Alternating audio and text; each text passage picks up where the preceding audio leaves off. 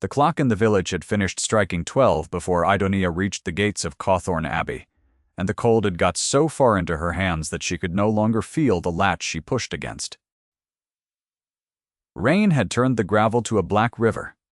Her one trunk had been left behind in the lane where the carriage set her down, the driver unwilling to take it the last half-mile, and so she carried only what she could hold against her chest, a thin bundle wrapped in oilcloth, and she carried it as though it were the last warm thing in the world.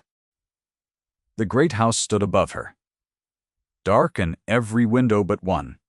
A single lamp burned somewhere on the upper floor, small and yellow behind the glass, and she fixed her eyes on it because it was the only thing in all that wet darkness that looked like it belonged to the living. She had rehearsed the words 100 times in the swaying dark of the carriage, and now, standing before the iron, every one of them had gone out of her like a candle in a draught. She climbed the steps. She lifted the heavy ring of the knocker shaped like a stag's head and slick with rain, and let it fall once. And then, again, the sound it made was enormous. It went into the house and came back to her changed hollow, and she waited to learn whether a closed door was the last thing the world had left for her. What she did not yet know was that the man who would open it had been awake for hours, and that he had been awake because he could not stop reading a name he had not allowed himself to think of in 9 years. 6 weeks earlier, Idonia Ferriby had been a gentleman's daughter, with a roof over her head, and a future she believed she understood. Her father, Mr. Wren, Justice Ferriby, had been a man of modest land and immodest conscience, a country attorney who had given up a profitable practice in town for the slower honest work of a market parish. And Larkhaven, the house in which she had been born, had never been grand. It had 11 rooms, and a kitchen garden gone, half to seed, and a pianoforte her mother had loved. And Idonia had thought, in the unexamined way of the young, that it would always be hers. Then her father had taken a chill in the wet spring, and the chill had become a fever, and the fever had not let go of him. He had died on a morning so bright that the cruelty of the sunlight on his still face was a thing she would not forget. Within a fortnight of the burial, a man she had met only twice had come to Larkhaven with papers, and the papers said that the house was not hers. The man was Mr. K. Velis, a creditor's agent, dry and not unkind, and he had explained the matter with the gentleness one might use on a creature one expected to bolt. There had been a mortgage. Her father, who had spoken to no one of his troubles, had borrowed against Larkhaven 3 winters before, to cover what Mr. Velis called an obligation of honor, and the loan had come due, and there was no money to answer it. She had asked what obligation. He had said he knew only the figure, and the figure was £4,000, and it might as well have been 4,000 stars. She had not wept in front of him. She had waited until the gravel carried his gig away down the lane, and then she had sat on the floor of her mother's drawing room, with her back against the pianoforte, and wept until there was nothing left in her. And then she had got up and begun very methodically to decide how a person without money or family stayed alive. There was an aunt. Her father's elder sister, Mrs. Sowood, lived 40 miles distant in a tall, narrow house in the town of Adcombe, and she was the only blood remaining to Idonia in all the world. Idonia had written plainly, asking for shelter, offering her labor in exchange, and Mrs. Sowood had written back that she might come. So Idonia had packed the 11 rooms of her life into one trunk, and the bundle of oilcloth she would not let out of her sight, and she had gone to her aunt with the last of her self-respect held in front of her like a shield. The shield had not lasted a month. Mrs. Sowood was a woman who had married money and outlived it, and who guarded the appearance of comfort the way a starving dog guards a bone. She had taken Idonia in, and taken Idonia's small remaining things, and set her to the work of an unpaid companion and a half-paid maid, and Idonia had borne it, because there was nowhere lower to go and she knew it. She rose before the house, and read aloud to her aunt in the evenings until her voice gave out, and was grateful, in the cold, practical way of a person learning to be poor, for the bed and the bread. To the household, she was the poor relation, the charity case, Her aunt's friends murmured about behind their fans. That was the first time the words were spoken aloud where she could hear them. Mrs. Sowood, in a private aside to her companion of long standing, said over the morning chocolate, not troubling to lower her voice, that the girl was a millstone her dead brother had hung about her neck, and that no one of any sense would take on a portionless creature with nothing but a tragic face and a few airs at the keyboard. Idenea, standing in the doorway with the breakfast tray, had heard every syllable. She had set the tray down without rattling a single cup. She had learned to make her hands very steady. What broke, it was a thing she could not have foreseen. Mrs. Knighty. Sowood had a son, a grown man named Anselm, soft and grasping, who came to the house when his own debts pressed him, and on the night everything ended, he had come to Idenea's small room above the scullery, with wine on his breath and an idea about her position in the household. She had got the door shut against him, and bolted and stood with her back to it, and her heart going like a hammer until he gave up and went away cursing. And in the morning, she had made the mistake of telling her aunt. Mrs. Sowood had looked at her for a long moment over the breakfast things. Then she had said that she would not have her son slandered by a fortune-hunting girl who had thrown herself at him and been refused, and that Idenea would be gone by nightfall, and might be glad it was not the magistrate she was sent to. There had been no arguing. There had been a purse with a few shillings in it thrown rather than given, and a carriage hired only as far as the crossroads, the slow understanding as the door shut behind her, that she had now been cast out of the last place obliged to keep her. She had sat at the crossroads in the failing afternoon with her bundle on her knees, and made herself think, not feel, think. She had no money for an inn, and no friend within a day's walk. And then her hand of its own accord had pressed against the oilcloth bundle, and through it she had felt the hard square corner of the thing inside, and she had remembered the one door in all of England that might owe her father's daughter something it could not refuse to pay. For inside the oilcloth, wrapped first in her mother's shawl, was a letter. It was 9 years old, folded and refolded, until the creases had gone soft as cloth, sealed with a crest she had looked at as a child without understanding it, a stag's head above a broken tower, dressed in a strong, slanting hand to her father. She had found it among his papers after his death, in the locked drawer of his writing desk, with a single line written across the outside fold, in his own careful clerk's hand, keep against need. And below that the name of the house it had come from. Cawthorne. She knew the name. Everyone in 3 counties knew it. Cawthorne Abbey was the seat of the Duke of Rayfin, and the present Duke, Tarquin, had held the title since he was a young man, and the family was as old and as proud as the stone the house was built from.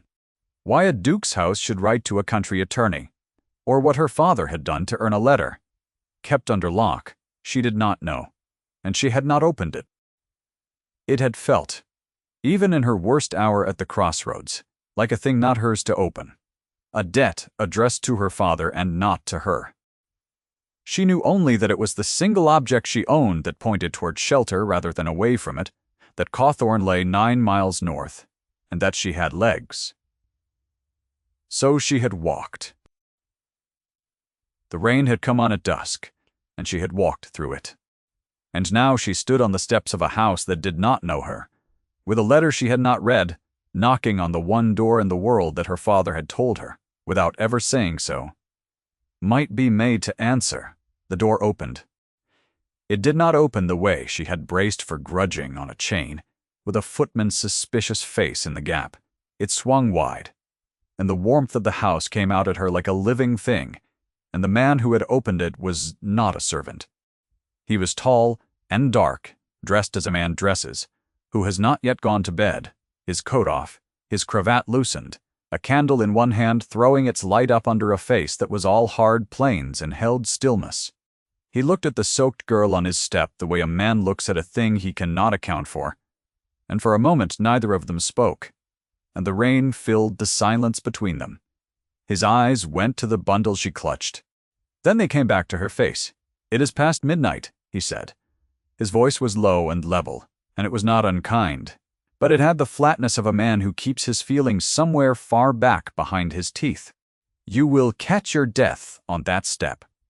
Come inside." It was not an invitation. It was nearer a command, the kind a man gives who is accustomed to being obeyed, and she would understand only later that the command was the only shape his alarm knew how to take. She came inside. The door shut behind her and the night was gone, and she stood dripping on a floor of black and white marble, in a hall the size of her aunt's whole house, so cold that her teeth had begun to chatter, and she could not stop them. "My name is Idenea Ferriby," she said when she could trust her mouth. "I am sorry to come to you so. I would not have, except that I have nowhere else, and because of this." She held out the bundle, her hand shaking, and began to unwrap it there in the hall, the oilcloth, then the shawl, until the old folded letter lay on her open palm, with its broken tower seal turned up to the candlelight. "I believe it came from this house. To my father. I have not opened it.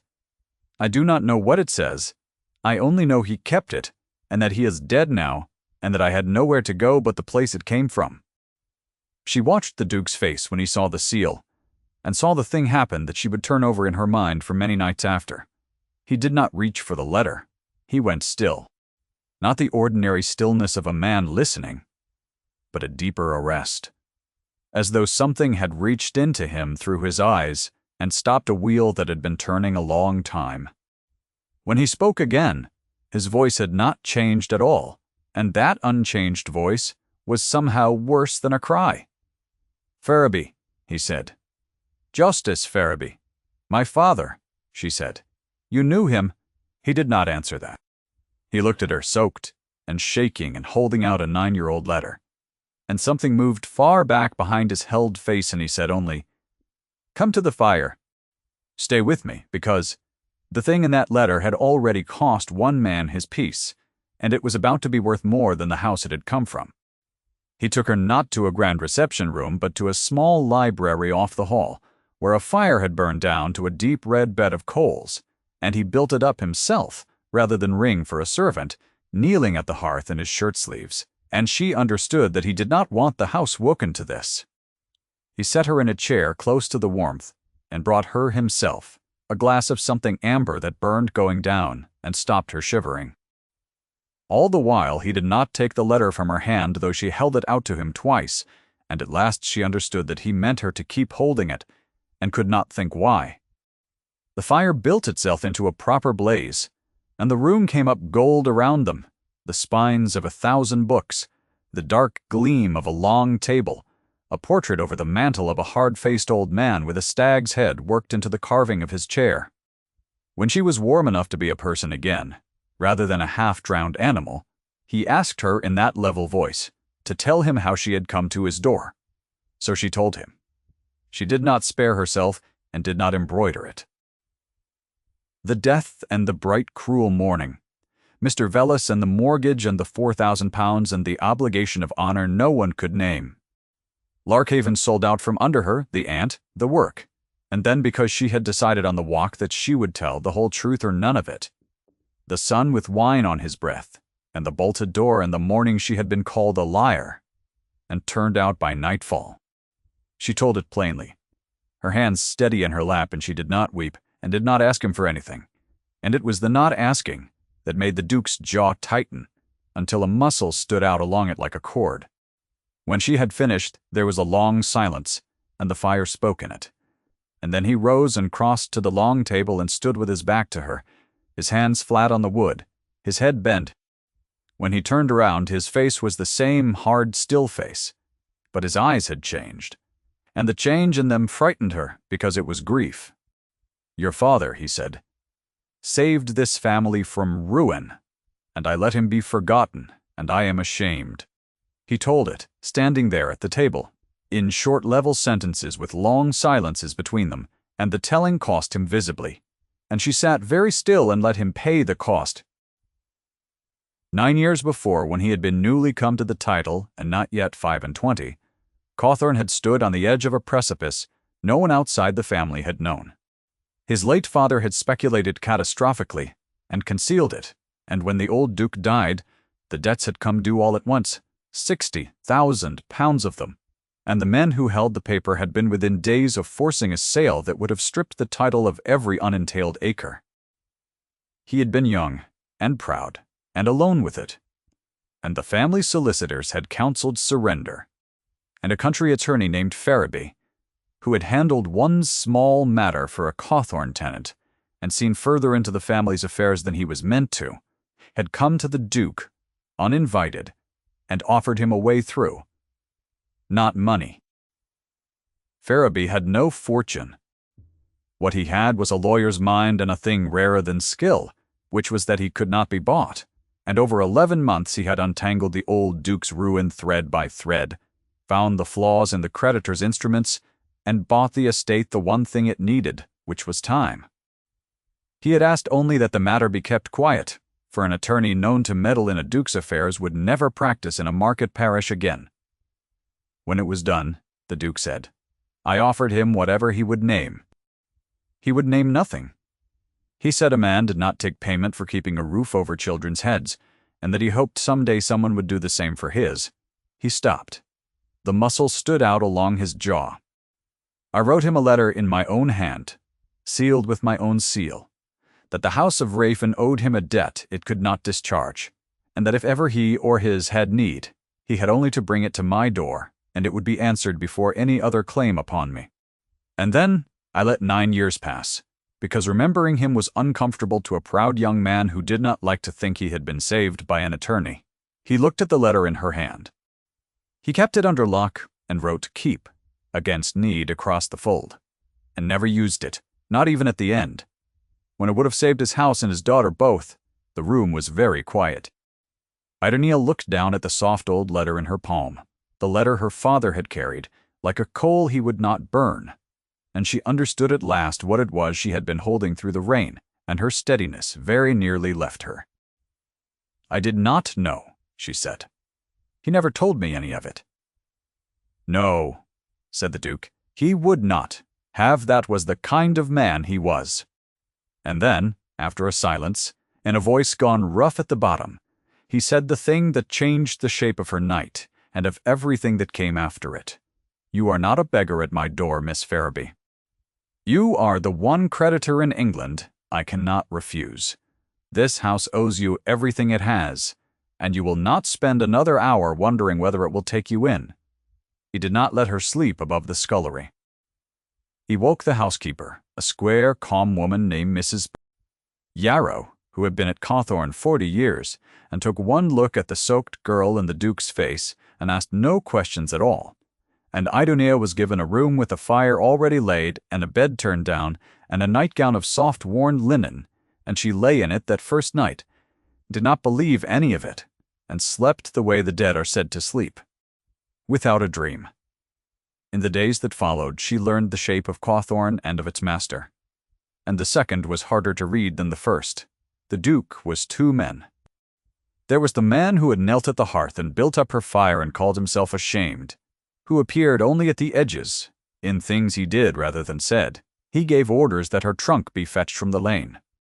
He arranged, through Mr. Penqueet, his steward, that the mortgage on Larkhaven be looked into, quietly, with an eye to what might yet be done. He directed that she should want for nothing, without a single word that could be called personal. And there was the public man, the Duke of Rayfin, who at dinner sat at the head of a long, cold table, and gave her nothing of himself, whose face was, in the words she once overheard from a footman, like ice over a river. She learned to read his silences before his speech, and learned that when he was most moved he grew most still, and that the stillness she had taken for coldness was the discipline of a man who had been alone with his pride so long that feeling had become a thing he did not know how to spend.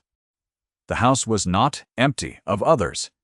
The Duke's mother lived at Cawthorne, the Dowager Duchess Olympia, and she was everything her son was not. Where he was still, she was motion. Where he hoarded his words, she spent them like a woman who had never had to count anything. She was perhaps 60, upright as a fire iron, beautiful still in the cold way of a woman who has been beautiful all her life, and considers it a kind of rank, and she came down to dinner on Idonia's third night in gray silk and diamonds and looked at the girl in the borrowed gown with an expression of perfect, pleasant interest that did not reach her eyes by the breadth of a single inch. "And this," the dowager said to her son, smiling, "is your charity. How good of you, Tarquin. I am sure the parish has been talking of nothing else." She turned the smile on Idonia. "You must tell me, child, all about your people. One does so like to know whom one is feeding." Idonia told her plainly who her people were. And the dowager listened with her head tilted and her diamonds catching the light, and when it was done she said gently, as one explains a hard truth to a hopeful servant, that it was a very affecting story, and that her son had always been soft-hearted under all that granite, and that of course the girl might stay until something suitable was found for her. A place as a governess or a companion in some respectable family at a distance, for surely the child did not imagine that a connection of this kind could be anything but temporary. The whole speech was kindness on its face and a closed door underneath it, and Idonia heard the door, and so, she saw, did the Duke, whose hand went still around the stem of his glass. That was the second voicing of the thing she would be made to hear 3 times. The poor, relation, the charity, the temporary creature to be placed at a distance before she became an inconvenience. The dowager said it as the marriage market says everything, with a smile in the language of concern, and it landed exactly as it was meant to. What Idonia did not yet know, and the dowager knew very well, was that a great deal more than her son's soft-heartedness was at stake in the question of who was fed at Cawthorne, for the dowager had a plan 9 years in the making, and it had a name, and the name was Lady Cynthia Aldgrove. Lady Cynthia came to Cawthorne within the week, with her mother and a great deal of luggage, ostensibly to spend the early part of the season in the country. She was the daughter of an earl, golden and accomplished and entirely sure of herself, raised from the cradle on the understanding that she would one day be the Duchess of Rayfin, an understanding the 2 mothers had arranged across a card table while the children were still in leading strings. She was not cruel, and that was the thing that made her dangerous, for a cruel rival can be hated cleanly, and Cynthia could not. She had simply never encountered a thing she wanted, and could not have, and did not believe she was about to begin. She was kind to Idonia in the way the very secure are kind, with a careless generosity that assumed the gap between them was too wide to need defending. She invited Idonia to walk in the gardens and talked the whole way of the great houses and the people Idonia would never meet, without malice, which somehow stung worse than malice would have. In the evenings she played brilliantly and a little carelessly, the showy, fashionable pieces that filled a room and asked nothing of the heart, and the Duke listened with his still face giving away nothing, and the dowager watched her son listen with the satisfaction of a woman whose plan is unfolding on schedule. It was the pianoforte that undid the careful arrangement of everyone's expectations, and it undid them by accident, on an evening when Idonia believed herself entirely alone. She had not touched an instrument since Larkhaven. She had not let herself.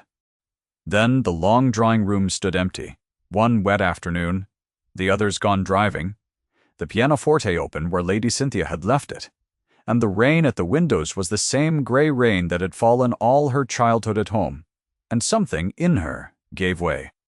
She sat down and played the thing her mother had taught her, a slow, grave air that no one in that fashionable house would have recognized a piece. Her mother had carried from her own girlhood and played in the half-seated garden at Larkhaven on summer evenings, and Idonia played it the way her mother had. Not for an audience and not for effect, but as a kind of speech, the only language in which certain things could be said. She did not hear the Duke come in. She did not know how long he had been standing inside the door when she finished, with her hands fallen still in her lap, and her eyes wet, and the last note dying out of the strings. She turned and saw him there, and she began to rise and to apologize for taking liberties with the instrument, and he said, "No, just that." And then, after a moment, in a voice she had not heard from him before, lower even than his low voice, "Where did you learn to play like that?" "My mother," she said. "It was hers. I have not played it since she died." He came as far as the end of the instrument and stood with one hand on its dark curve and looked at her across it as though seeing her for the first time. Not the problem at his door, not the debt he owed her father, but the woman who had just said in music what she would never have said in words. "My mother plays," he said. "Lady Cynthia plays. I have heard a great deal of playing in this house." He stopped. "I have never once heard anyone mean it. It was not a declaration." He was too disciplined and too proud for that. Even so, it was the first time he had given her something of himself rather than something of his rank, and they both knew it.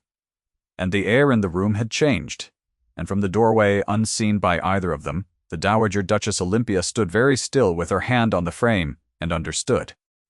With the cold calculation of a woman whose whole order was suddenly under threat, that the arrangement she had built across a card table so long before was about to come apart in her hands. She did not fly into a temper. That was not her way, and Idaneia would have been safer if it had been.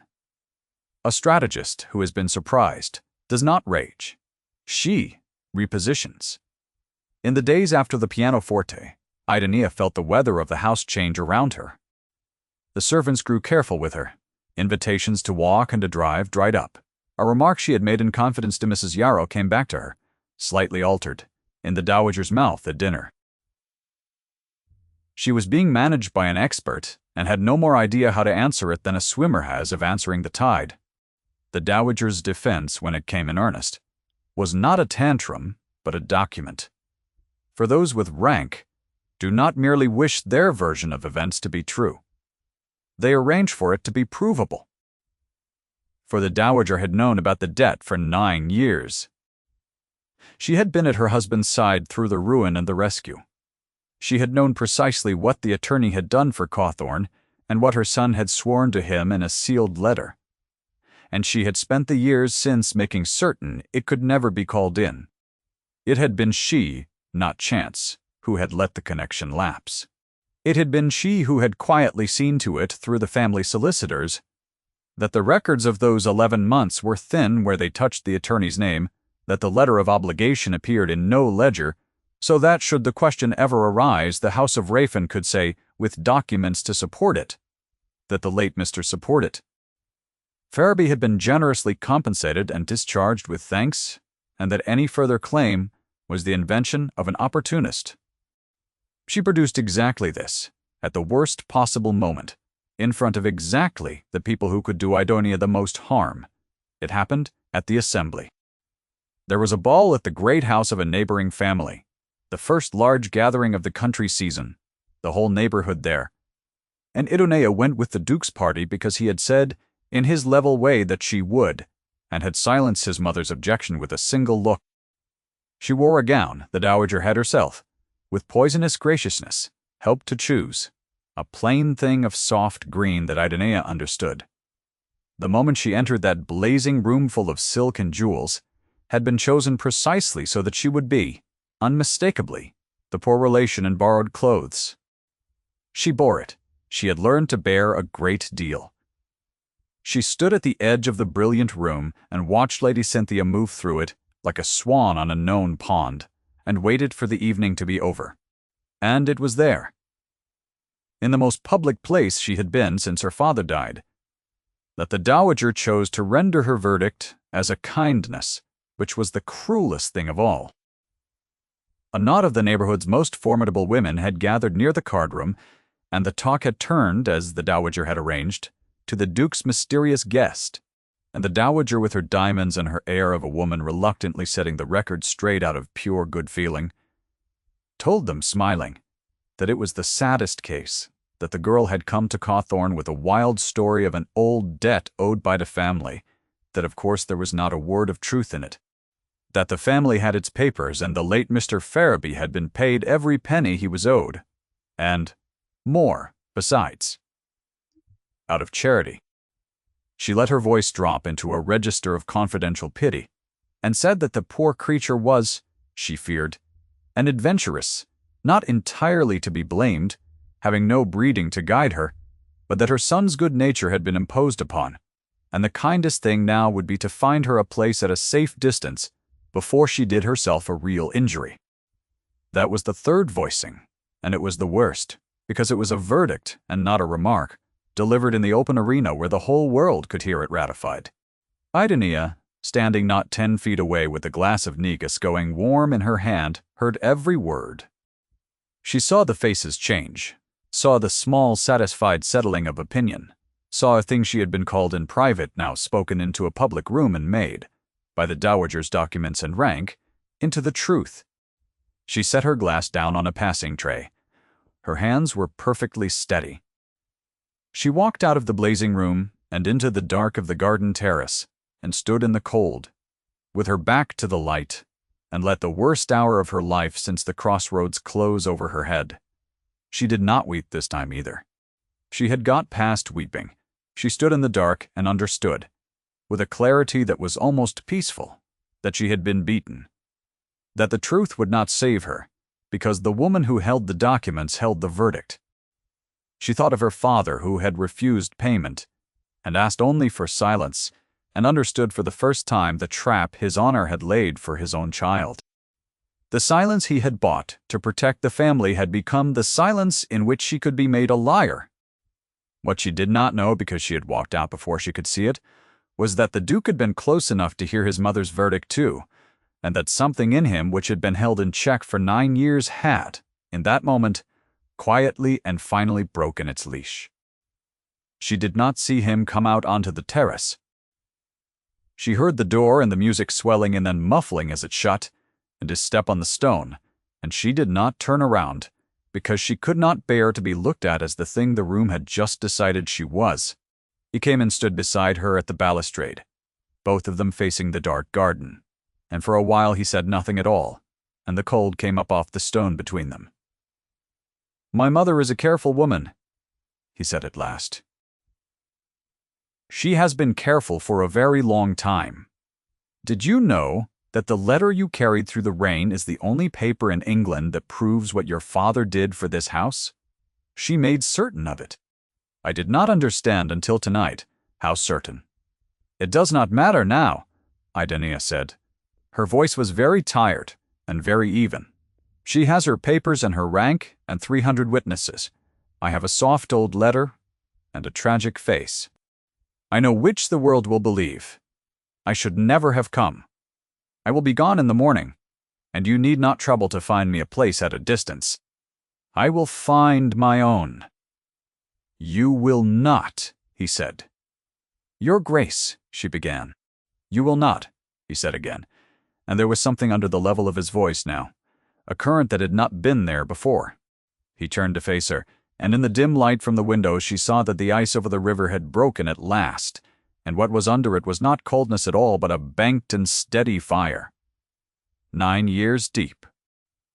"All this time," he said, "I have let my mother manage this house, and the truth itself, because it was easier, and because a man ashamed of being saved would rather forget the man who saved him than thank him in the daylight.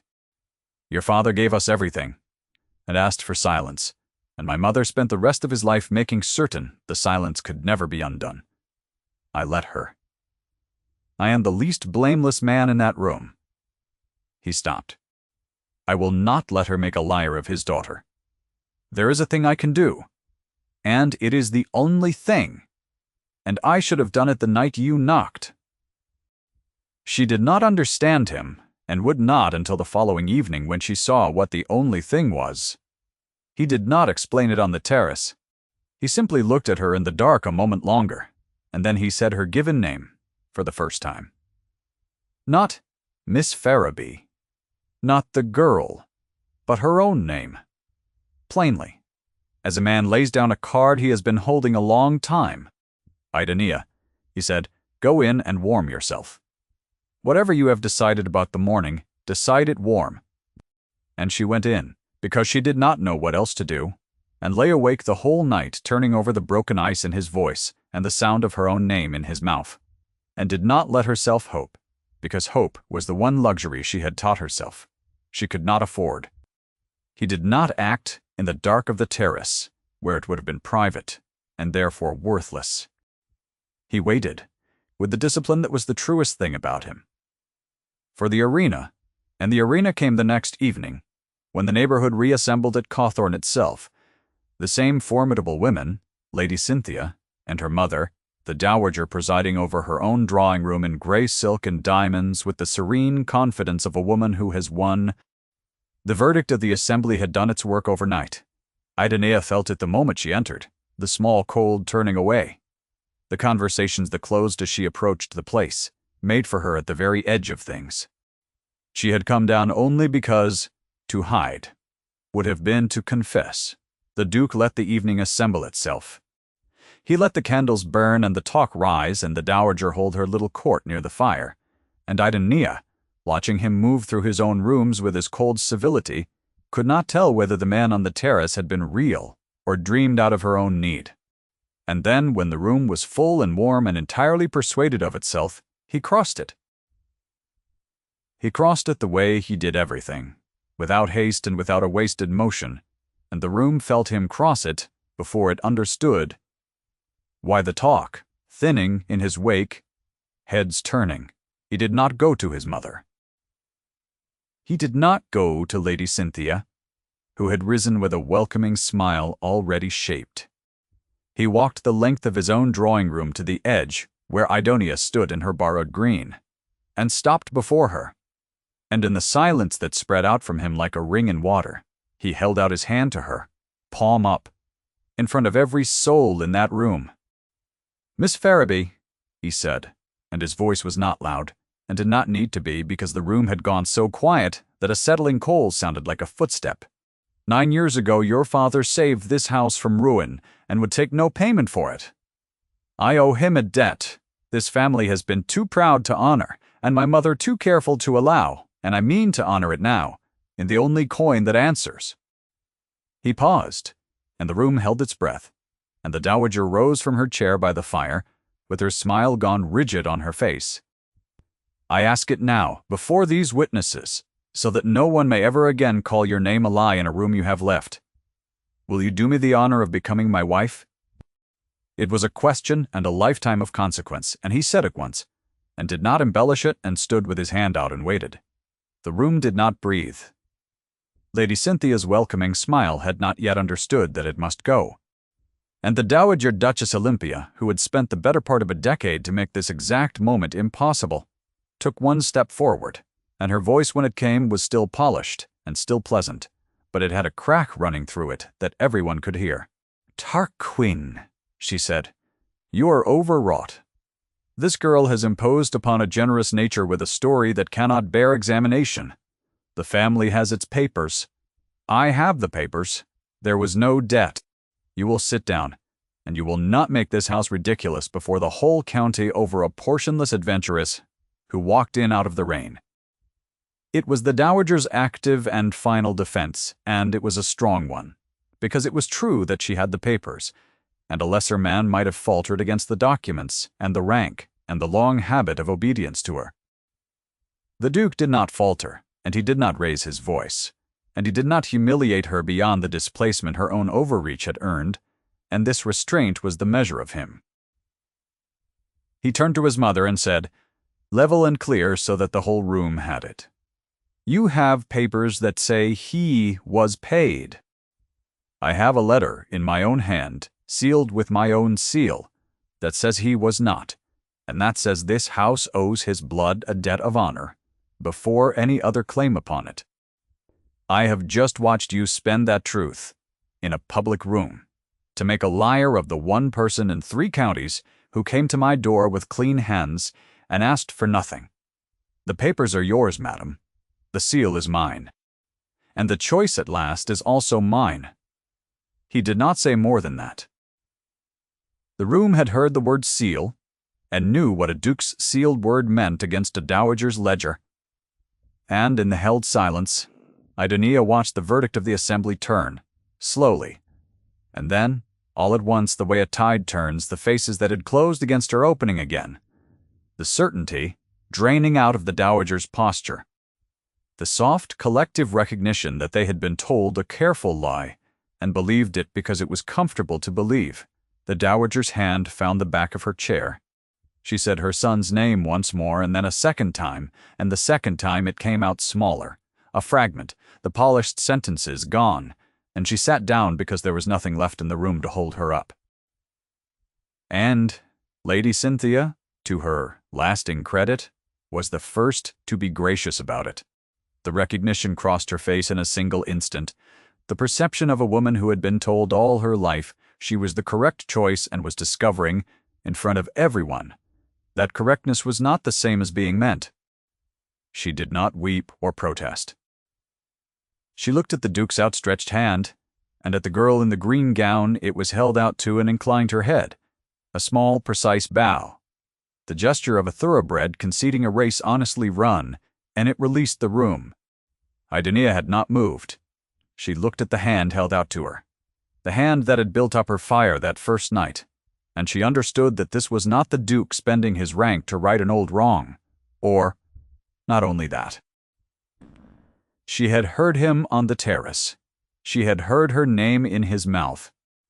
She knew the difference between a debt being paid and a man choosing, and which this was, because she had felt the same thing take root in herself across an open pianoforte on a wet afternoon. She put her hand in his. It was perfectly steady, and now she let it be steady for the best reason she had ever had. "I will," she said. They were married before the leaves turned, quietly, in the small grey church at the edge of the Cawthorne grounds, with the matter of Larkhaven already set right for Mr. Strang. Penquite had done his work, the mortgage was discharged, and the house in which she had been born was hers again, the Duke having said only that a debt of honor was not paid by halves.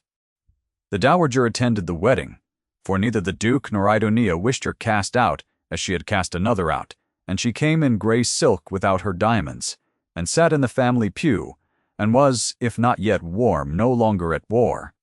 She had not been destroyed. She had been corrected and displaced and made to sit at a table she no longer commanded. And once, near the end of the autumn, she said to Idonia stiffly, looking at the fire and not at her daughter-in-law, that her son had not smiled in 9 years, until the girl played that wretched old air on the pianoforte, and that she supposed she had been wrong about a great many things, and was too old to enjoy being wrong, but not too old to admit it. It was as near an apology as she had in her, and Idonia took it as it was meant. On a still evening at the very end of the year, the first snow came down over Cawthorne, and Idonia sat at the open pianoforte with the fire built high, and she played the slow, grave air her mother had taught her in the half-seated garden at Larkhaven. And this time she did not play it alone, and not as a thing kept secret against need. Her husband sat near the fire and listened, and his face, which the whole county had once thought was carved from ice, was not still at all. On the small table at her side, in the warm reach of the firelight, lay the letter, 9 years folded, its broken tower seal turned up, the letter her father had carried like a coal he would not burn, and his daughter had carried through the rain. She kept it framed where she could see it, not as a debt any longer, but as the thing it had become, the door her father had left her, without ever telling her it was there. The snow came down past the dark windows. The last note settled into the warm room, and did not die so much as rest. And the one door that had owed her everything stood shut against the cold, with all of them at last on the same warm side of it. If Idonia's journey moved you, stay a moment in the quiet of that warm room before you go, and carry it with you, the way she carried her father's letter, against the next cold night that comes.